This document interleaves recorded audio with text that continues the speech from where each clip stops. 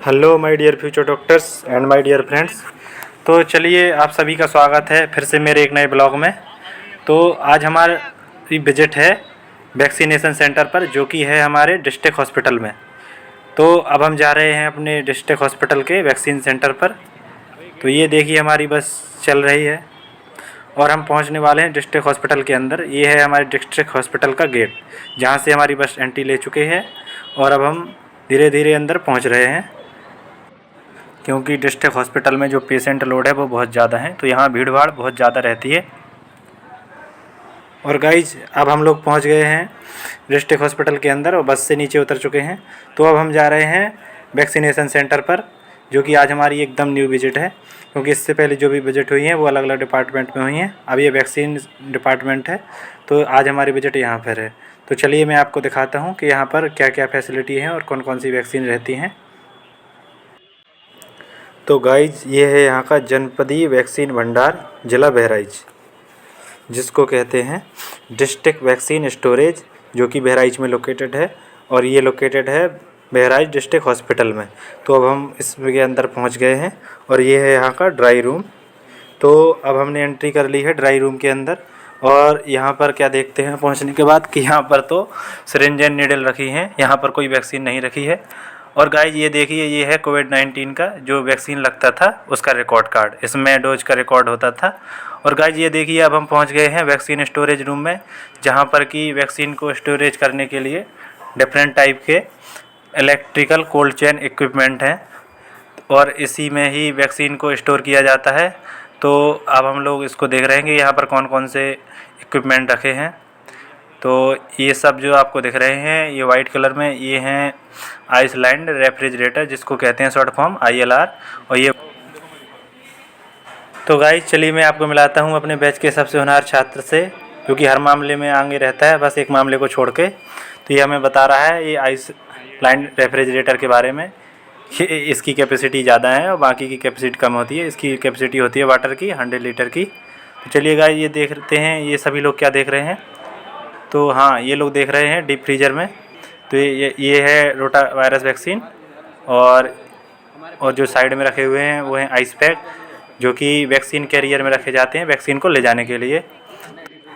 तो यहाँ पर ये जो यहाँ के वर्कर हैं ये हमें बता रहे हैं कि जो डीप फ्रीजर होता है ये किस टेम्परेचर रेंज में काम करता है।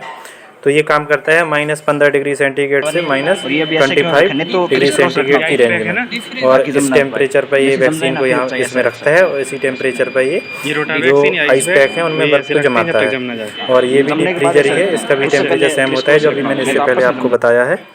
और ये भी डीप फ्रीजर ही है, क्योंकि यहाँ पर टोटल 2 डीप फ्रीजर हैं और इसके अलावा बाकी सभी ILR हैं। ILR का फुल फॉर्म होता है आइसलैंड रेफ्रिजरेटर। और इस डीप फ्रीजर में भी देखिए यही रखे हैं कि आइस पैक रखे हैं, छोटे वाले और बड़े वाले आइस पैक भी रखे हैं।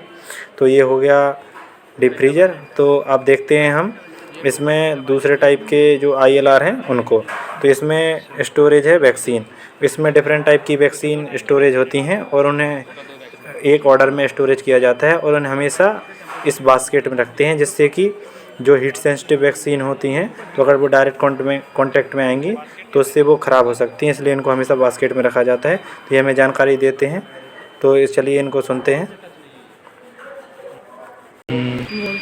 और नीचे जेनरिक लगे हैं जी। अच्छा, हेपेटाइटिस B और नीचे जेनरा कौन सी लिखी?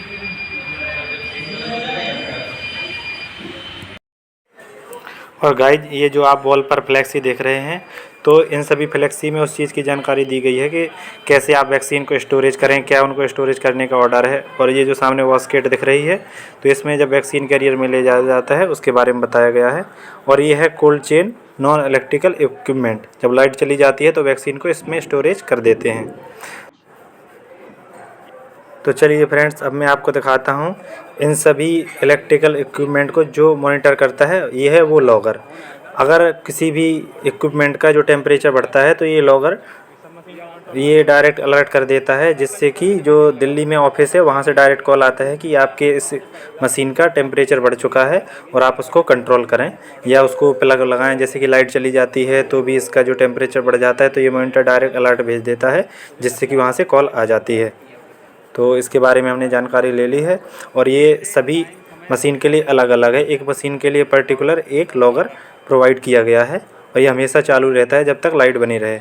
और ये हैं यहाँ के सर हैं जो, ये हैं यहाँ के इंचार्ज और यही हैं जो मेन इंचार्ज हैं यहाँ के। और इस प्रकार से अब हमारा ब्लॉग हुआ है ख़त्म और अब हम लोग जा रहे हैं वापस मेडिकल कॉलेज की तरफ।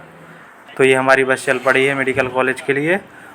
और ये है हमारे फ्रेंड अंकित और ये हैं भाई अमन तिवारी, जो कि हमेशा झूठ ही बोलता है और इसके मुँह से 99.9% झूठ ही निकलता है। तो सभी फ्रेंड को मेरी तरफ से थैंक यू एंड अब मिलते हैं अपने नेक्स्ट ब्लॉग में या फिर मिलते हैं अपनी नेक्स्ट वीडियो में। Thank you, bye.